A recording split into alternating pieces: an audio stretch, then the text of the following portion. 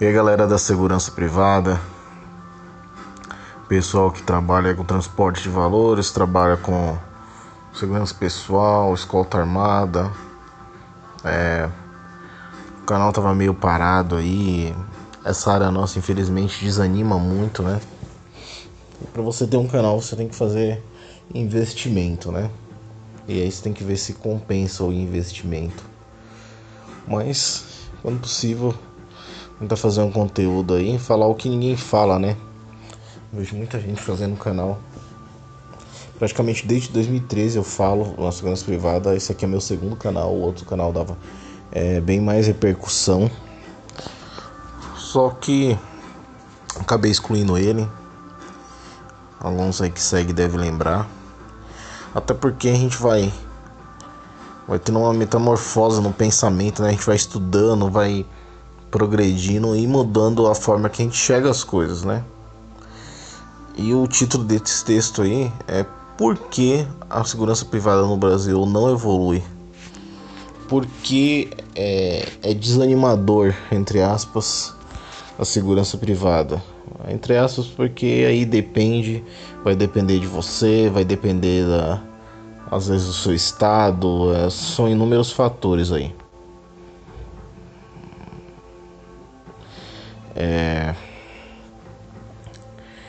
Segurança privada no Brasil, como todo mundo sabe, é uma força gigantesca aí que o pessoal comenta bastante em blog, em vídeo aí, maior que as forças até militares do Brasil. E tem várias questões de melhorias aí que o pessoal briga, né? Digamos assim, luta. Pessoal, esse é tipo um podcast, tá? É bem informal aqui esse vídeo. É mais para expressar uma opinião pessoal baseada em experiência, em leitura, o que eu vejo na área, o que eu consegui fazer, o que eu não consegui. Então, o pessoal pensa primeiro no piso salarial, né? Que cada estado, né? Um valor tal. E tô aqui em São Paulo. Acho que é o terceiro maior piso. O primeiro é Brasília. Mas assim, a gente tem que tentar pensar um pouquinho fora da caixa, né? A gente foi condicionado nesses anos todos aí a pensar de uma forma, digamos assim, estatal, né? Tudo meio que dependendo do estado, dependendo de sindicatos, de alguém nos representando, né? A gente tem que pensar que, de verdade, ninguém vai representar a gente 100%. Ninguém me representa 100%, a não ser quem? A não ser eu mesmo. E você que tá ouvindo aí é a mesma coisa. Algumas pessoas podem representar alguns anseios que você tem, né? Por exemplo, esse cara me representa porque ele quer meu porte de arma, porque eu quero meu porte de arma.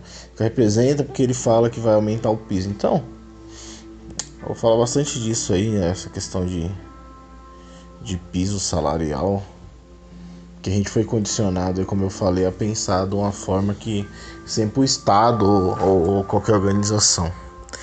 O grande problema do nosso país, primeiro, é a política, né? Muitas convicções políticas que eu tinha, eu acabei mudando bastante, graças a Deus. Falo para vocês também fazerem isso, estudarem bastante, para ter uma opinião formada da sua própria área, da sua opinião de filosofia de vida, porque isso aí faz você, quando acontecer um fato ou alguma coisa ocorrida na sociedade, na sua vida mesmo, você tem bastante parâmetro de pensamento diferente assim para você fazer a melhor análise e com isso tomar a sua melhor decisão. Então, a gente foi condicionado a sempre querer que o Estado conceda aí um benefício pra gente, né? Com o governo Bolsonaro tem mudado isso, né? Um pouco, mas ainda está longe aí do que eu acredito ser real. Na questão salarial da segurança privada, eu sou totalmente a favor de um liberalismo econômico total. Se possível, né, o que é bem difícil no Brasil, sem intervenção estatal. Mas se tiver que ter, seria uma intervenção mínima, né? uma intervenção mínima. O que seria isso?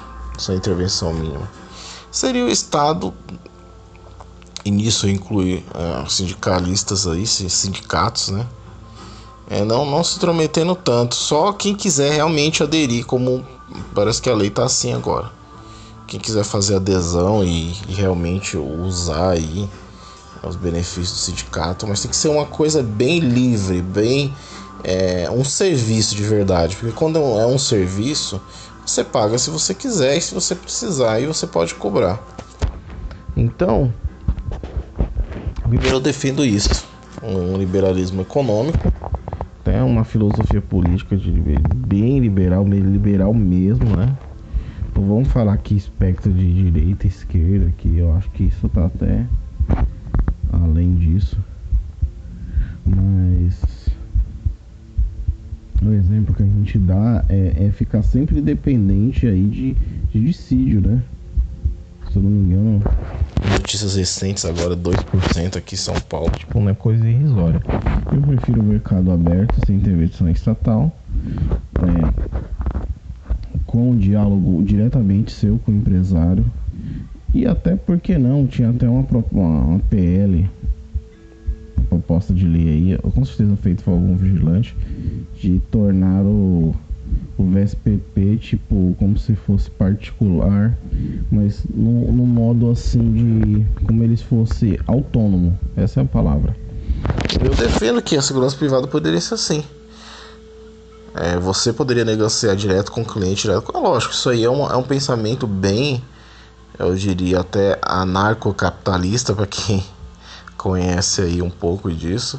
Mas seria a solução, você negociar com a empresa diretamente, entendeu? Baseado no seu currículo, na sua experiência. Muita gente ia falar aí que mas a empresa ia pagar o mínimo.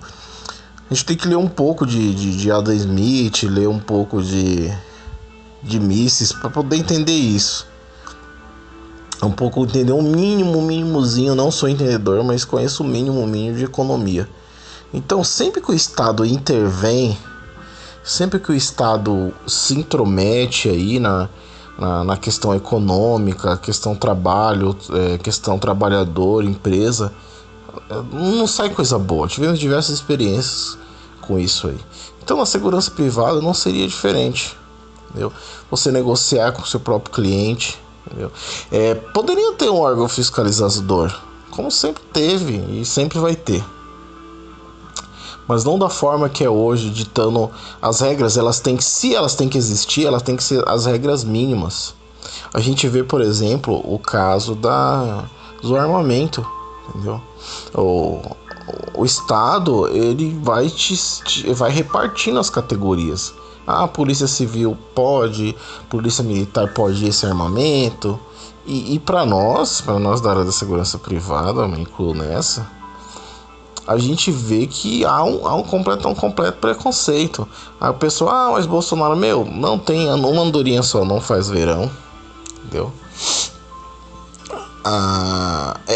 Eu não vou falar que é diretamente dele, mas esse negócio de não liberar porte e tal, não só pra gente, porque eu sou a favor de qualquer cidadão ter, tá? Desde que tenha um conhecimento prático ali. Eu acho que o direito à liberdade, ele vem com você quando você nasce. Não vai ser um papel que vai escrever assim, porte de arma, você está liberado. Alguém que escreveu um papel, pronto, você tem porte de arma. Se você for parar para pensar, é isso. O Estado é isso. Ele escreve um papel e diz que você pode, e escreve outro e diz que você não pode, ou nem escreve nada, te deixa aí com seu CR aí 1 ano para liberar. Então, o Estado é isso, a grosso modo é isso. Então, o que poderia, vamos pensar assim, vamos sonhar, era o órgão regulador da segurança privada ser bem descentralizado, que eu acho a Polícia Federal bem centralizada, é um órgão que o cidadão não tem muito contato. Vamos pensar assim, né? Uma solução estatal nesse arranjo social que a gente tem hoje em dia, né? Que é república, tal. Vocês podem estar achando estranho falar isso, que justamente eu tô falando para pensar fora da caixa, né?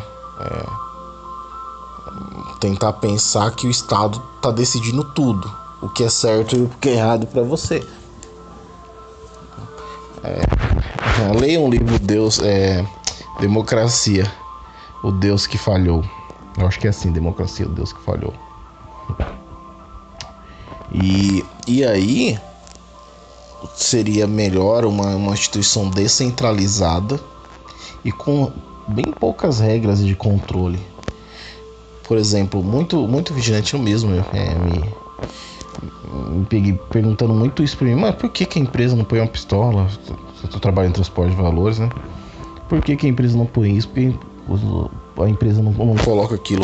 A gente tem que entender que segurança privada é um negócio, assim como qualquer outro. É um negócio.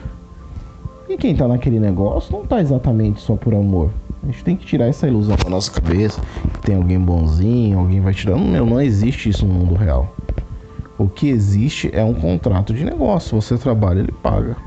Então, se a gente não tiver essa intervenção estatal, eu considero o Estado o maior culpado da segurança privada, tal, assim, bem ruim, né? Poderia estar melhor. É lógico, tem pessoas que conseguem se destacar. Não, tem, como em toda a área. A maré tá ruim, mas tem gente que vai contra a maré e sobe e consegue crescer. Mas uma boa parcela tá muito ruim a segurança privada. Então a gente fica muito pensando, por que o empresário não investe? Porque custo-benefício. Como que ele vai pôr uma pistola se uma pistola é caríssima? Eu acredito que se fosse mais ou menos igual aos Estados Unidos, os países de primeiro mundo, que as armas fossem fácil acesso, fossem baratas, munição barata, as empresas, aliás, nem precisava a empresa investir, nós mesmos na área aí iria investir porque ia ser uma coisa barata e a empresa ia trocar com certeza. Tem empresas querendo que você trabalhe com... Muita gente fala do seguro e tal. Tem essa questão também do seguro, que o seguro exige. Mas a empresa não é boba, não. Eu já passei de processos seletivos que, para cuidar da segurança de família, tal, de uma residência de alto padrão, que a exigência da empresa era a reação. Você acha que uma empresa dessa não iria? É lógico, a reação, o uso progressivo da força, tal, aquela coisa toda que o Estado criou, né? Mas conforme também os parâmetros da Lei 7.102, Portaria 3233, todo mundo já deve estar cansado de ouvir isso aí. Então, esse tipo de empresa não vai, se tiver alcance dela, se for uma coisa que barata, por isso que eu coloco o exemplo dos Estados Unidos, com certeza iria investir, com certeza ia dar um equipamento. Você não pode ter uma mira laser, você não pode pôr uma joelheira tática, você não pode, sabe? Tudo tem que mostrar lá para a Polícia Federal o que a empresa tá fazendo. Pouca gente toma atenção para isso, mas na própria Lei 7.102 lá, se eu não me engano, tem lá, a gente está sob o R-105, que é aquele decreto, se não me engano, lá do Comando Logístico do Exército, e ali priva um monte de coisa, assim como tudo que é privado em relação às armas. Então, como que a empresa vai investir numa coisa dessa, que é muito cara, e o treinamento também é muito caro? Eu trabalhei numa empresa de transporte de valores que o GAT treinava a gente. Fiz alguns treinamentos com o GAT daqui de São Paulo, né? Grupo de Ações Táticas Especiais. Eles treinavam as equipes, né? Para a empresa é um gasto enorme. Por quê? Porque tem poucas empresas que fazem isso. Então a gente treinava num dos maiores centros de treinamento da América Latina. É lógico, o GAT não treinava a gente em horário de serviço. Eram pessoas que estavam... policiais que estavam de folga ali prestando um serviço para a empresa, né? Claro, fomos lá no GAT, né? Mas você vê que é um puta do investimento, é um investimento enorme da empresa, tá? E aí como que a empresa vai investir numa coisa dessa se se é muito caro, a margem de lucro deles vai mudar. Empresário é igual a gente, tenta pechinchar em tudo, não muda. Por isso que eu sempre falo, temos que entender que é um negócio. Não adianta fugirmos disso. Então eu acho que o dia que descentralizar essa questão aí de Polícia Federal e tiver regras mínimas, liberalismo econômico, aí junta com uma melhor legislação de armas, isso aí tem tudo para a área bombar. E o mercado livre, né? O mercado aberto para várias empresas sem burocracia. É uma questão muito complexa, mas a grosso modo, resumindo, é o Estado sair de cima do cidadão e do empresário, deixar a gente livre. Então, isso é pensar fora da caixa da área de segurança, entendeu? E outra, ainda tem um ponto muito importante aí, que é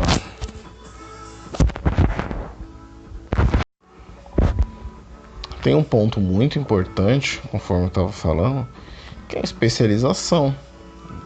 Parece meio clichê isso aí, a gente ouve muito em academias de vigilante, fica até parecendo que eles só querem vender curso. E de fato, tem as duas partes. É um negócio, também precisam vender.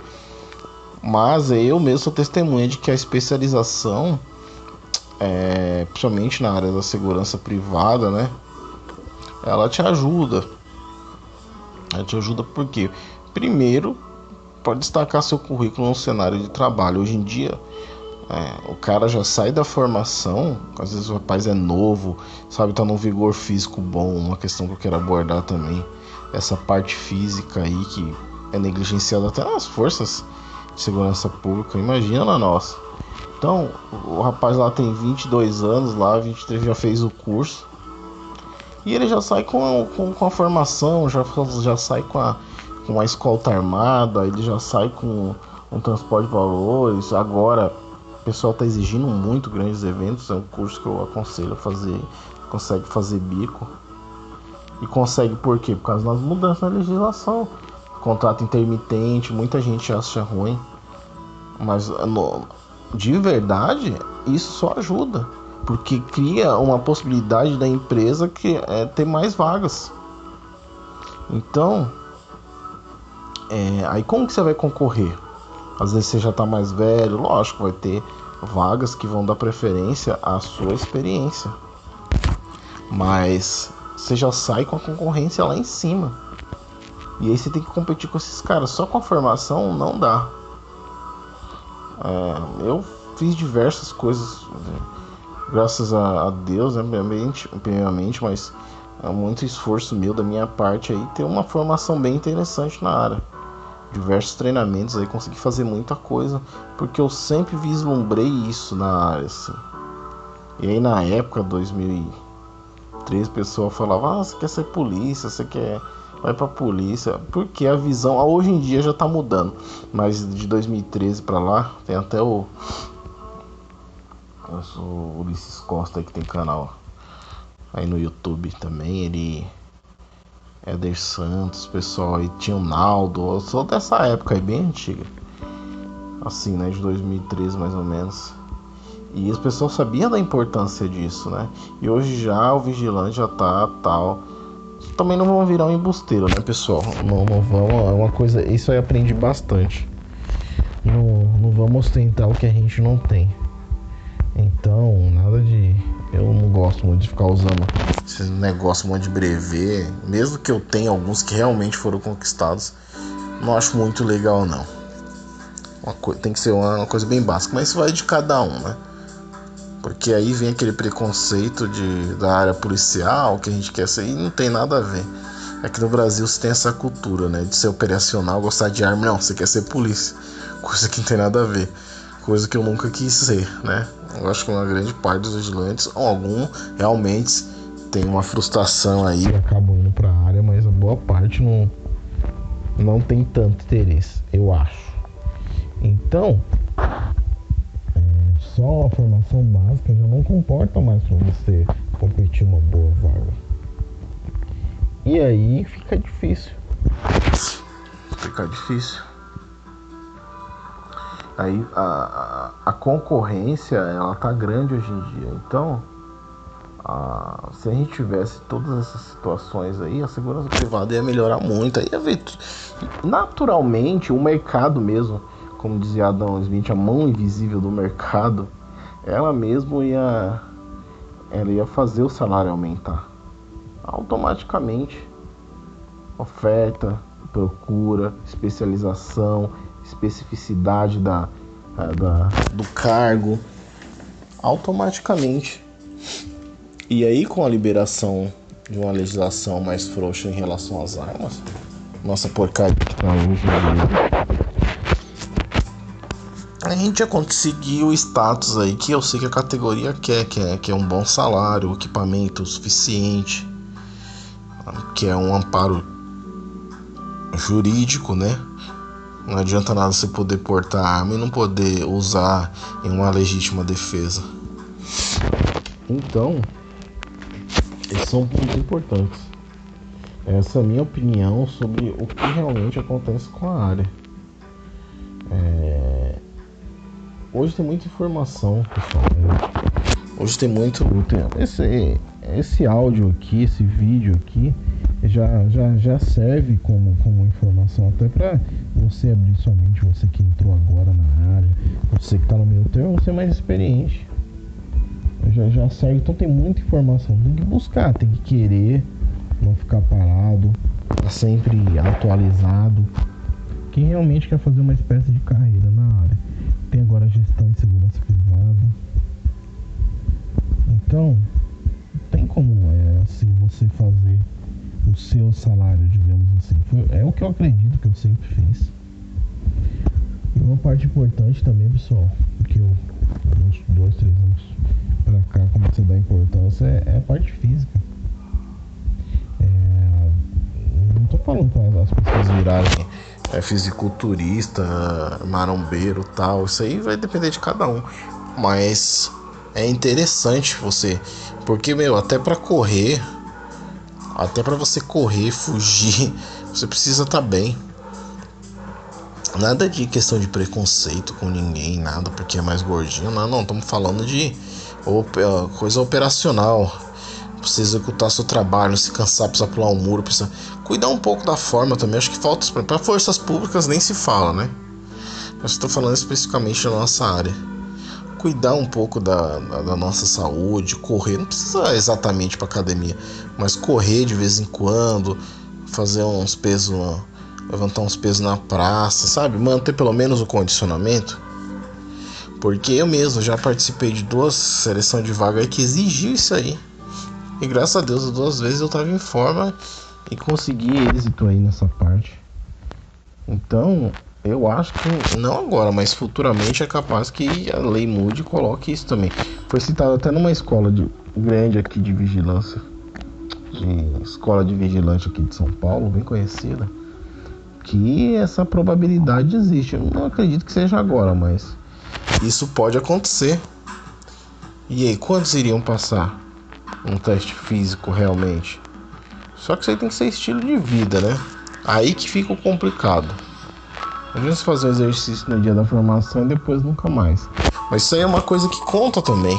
Então você vê que não existe uma solução para nossa área. São várias coisas que eu acho que estão um pouco longe de acontecer. Principalmente a gente colocando fé totalmente no Estado. Hoje em dia eu sou capaz de... Eu acho mais confiável o meu contrato que eu assino com a empresa lá, que tá tudo certo, que eu concordei, ela concordou, não o Estado que impôs a lei sem nem me comunicar. Eu respeito muito mais isso. E tem muitas empresas boas. A gente tem que parar com esse negócio de achar que eles não prestam, que não sei o que. É um negócio, é simplesmente um negócio. Não existe caridade na segurança privada em nenhum setor econômico. A não ser que a empresa queira fazer um negócio diferenciado e ajudar alguém. Mas assim, é um negócio. Então a gente tem que parar de pensar com esse tipo de raciocínio. Assim como é um negócio para nós também. Lidamos o nosso trabalho experiência, a nossa técnica, o nosso conhecimento também, temos direito de ali um acordo entre duas partes. Mas caridade não existe. Falta muito pessoal da segurança privada entender isso. E muito pessoal também achando que é polícia. Eu acho isso desnecessário. Você tem que ser você, entendeu? Tem que ter o seu conhecimento técnico, tático, operacional, baseado na sua experiência ou então em treinamento. O bom é quando os dois conseguir uma certa experiência, certo treinamento, conhecimento também de leitura, que agrega muito. Então, se eu pudesse, eu tô mais de 10 anos na área, se eu pudesse dar uma dica pessoal que tá começando, ou pessoal que gosta, que quer viver a área, não adianta fazer sem gostar. Sei que é desanimador às vezes, mas como tudo na vida, você não pode desistir, né? Quem tem família, quem tem um objetivo, tem que lutar, não adianta. História triste, a gente tá cansado de ver, todo mundo tem sua história, tem seus desafios, né? O conselho que eu dou é invistam em vocês. Isso aí, não tenho dinheiro para fazer o curso. Eu mesmo já fui para algumas palestras gratuitas, com muita coisa peguei no YouTube, e-book baixado da internet. Então, ou até aquela conversa com aquele antigão lá. Você tem como agregar mais conhecimento para você. E hoje você tem que se adaptar a como que é a empresa, né? Você não pode querer ser o Rambo, mas também você não pode querer ser o bobinho. Você tem que fazer o equilíbrio disso, saber usar na hora certa. Eu digo, a sua presença e a verbalização sempre vão ser as coisas mais importantes que você vai ter na área, na maioria das situações, né? Às vezes não. Vi chegar atirando já é outro tipo de situação. Mas a maioria das vezes o que falta é você fazer abranger mais o conhecimento da área de vida na sua cabeça, para você conseguir fazer um diálogo com uma pessoa e sem criar um conflito ali, gerar uma crise e aquilo ali se tornar. O que a gente vê mais em vídeo é isso. Tem coisas que fogem do controle, algumas vezes fogem, mas na grande maioria das vezes você tem que ser frio. Quando eu trabalhei no transporte de valores, eu tinha uma chefe que ela sempre falava assim, os 30% são para isso. Vocês estão recebendo o risco, é para se arriscar. Então, não tem para onde correr. Você escolheu, você fez o curso, você aceitou as regras, né? Algumas forçadamente, né? Como usar um 38 ainda em pleno 2020 praticamente. Então, mas o meu conselho vai para isso. Foquem na apresentação pessoal, na verbalização principalmente. Saber falar de uma maneira que não expresse nem raiva e também nem uma fraqueza. Ser direto. E saber de se desvencilhar de pegadinhas, né? Que às vezes as pessoas falam pra gente em postos aí na rua. Você tem que falar de uma forma que a pessoa entende que você é um profissional. Então falta muito isso pra nossa área. Só que eu falo por mim, isso aí foi a experiência que trouxe esse conhecimento. Mas foquem nisso. Estudo de corpo, de linguística, de movimentação corporal, expressão corporal, pra gente entender as outras pessoas. Não tem só a parte de treinamento tático, não, de atirar, não. Essa parte é um complemento, mas a outra também é muito importante.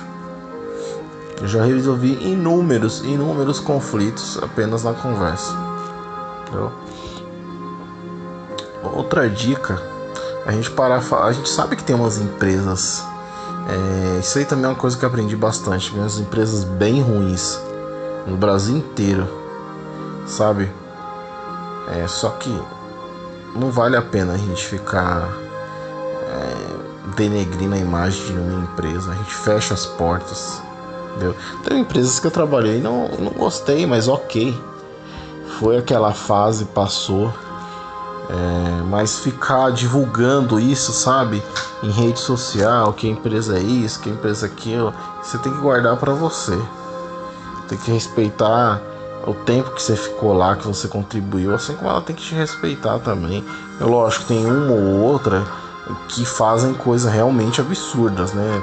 Pô, mas uma boa parte, o cara simplesmente fica bravo porque alguma coisa deu errado. Não existe empresa perfeita. Pode trabalhar na melhor que for, sempre vai haver problemas.